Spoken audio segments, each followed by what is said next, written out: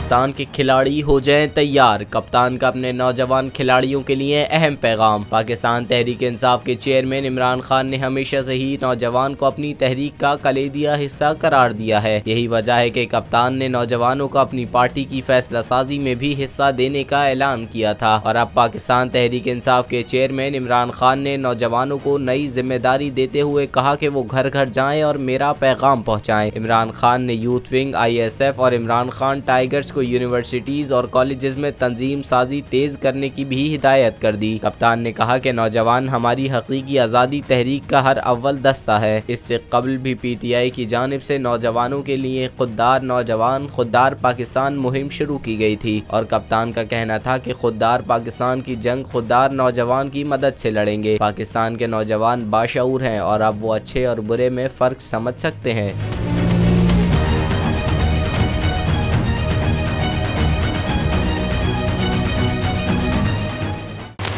इमरान खान हूं, आप bold news देख रहे हैं। सबसे बड़ा चैनल बोल, सबसे बड़े एंकर इमरान रियाज खान के प्रोग्राम इमरान खान बोल के साथ ने रेटिंग के तमाम रिकॉर्ड तोड़ दिए। 56% नाज़रीन ने बोल न्यूज को देखा। सोशल मीडिया पर भी सबने ज्यादा देखा।